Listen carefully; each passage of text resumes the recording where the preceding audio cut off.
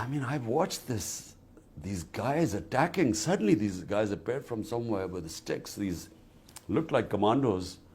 And I thought, they're here to defend me because, my life is at threat. So the judge had ordered that I have to be protected. So I thought they'd come to defend me. And I thought, God, looks like there's some terrorist in the room. And then I discovered it was me they were after. So it was shocking, really, the way they beat up everyone, and then they took me like some sort of a terrorist. I had no access to information, so I had no idea what was going on outside once they abducted me. You describe it as an abduction. Who do you blame? It was the army which abducted me. And nothing happens without the permission of the army chief. That's how the army works. So clearly, he had ordered the abduction. We are hearing from the military and the government that the security concerns around you and the threat and risk has been so high that this was the only option, that you forced their hand. This is such nonsense. First, they attacked my house for 24 hours. They wanted me to appear in a court in Islamabad, in a magistrate court. I had already agreed to attend. The law says that had I given them an surety bond that I would attend the court, they couldn't arrest me. They refused to take the surety bond, attacked my house for 24 hours. We couldn't sit inside. There was so much tear gas shelling, and people had broken bones and stuff. So, look, they are on a plan.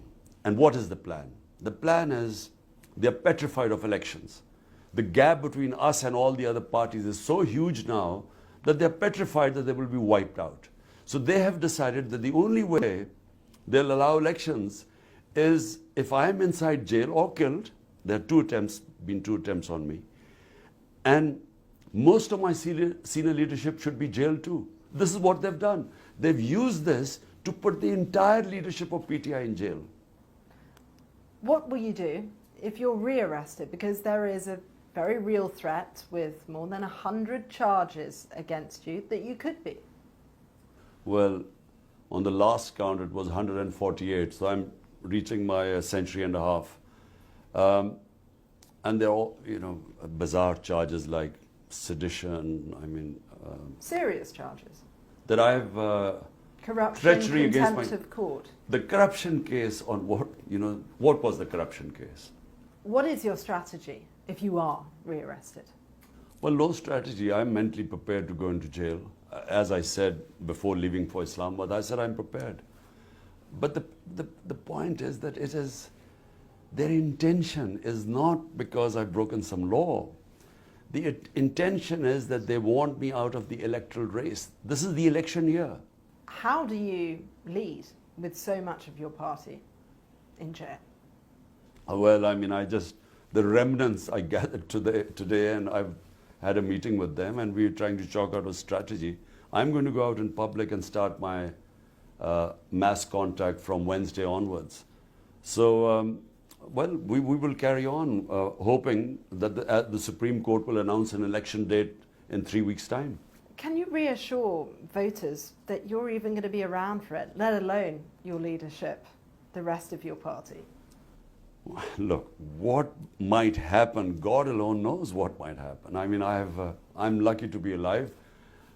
No one thought I would survive yesterday because they had already got police contingent from another province, that the moment I had got bail from these cases, the police was ready to take me in jail on another case. But the judges stood up. And this is what has shocked the military establishment. Because the judges finally decided, they said, look, we're not going to again get him into jail, and everyone knows trumped up charges, and the result would be public unrest. So the judges took a stand. We are witnessing history in Pakistan now, new history being written. Your arrest sparked widespread and violent protests. We saw military installations set alight, houses attacked, government buildings. Do you condemn that violence that the government say your own supporters carried out? I have always condemned all violence. The military has been the bedrock of this country for decades. Do you think you can run the nation without the support of the army? Because you run that risk of alienating them. No, look, things change, countries evolve, thinking changes. We started off as a security state and had straight away martial law where the army ruled for 10 years.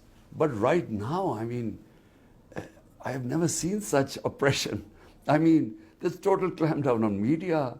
I can't appear on live television. If journalists have picked up, beaten up, tortured, custodial torture of my senior members, social media activists. It's never happened like this before. This is the same military that helped bring you to power in the first place. It seems like somewhat of an ideological U-turn. Absolutely not. They never brought me into power. My party was the most popular party. All the opinions polls said that. We won the election, but the army didn't oppose me.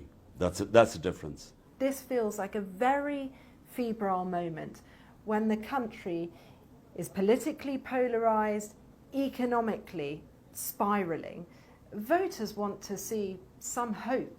How are you going to cool things down and reassure them that politics is even worth voting for right now? Look, this is the election year. Elections are supposed to be held this year. If you want the solution to Pakistan's problems, there are elections. Hold free and fair elections. Let the people decide who they want to give the mandate, and Pakistan will stabilize.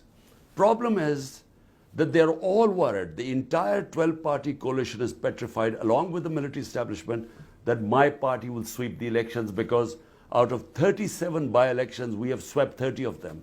So because they're worried, they're trying to delay the elections. That's all. So all we want is free and fair elections. Do you have faith in the judiciary? And where do you think democracy in Pakistan is right now? Well, the democracy in Pakistan has never taken such a battering as it has right now.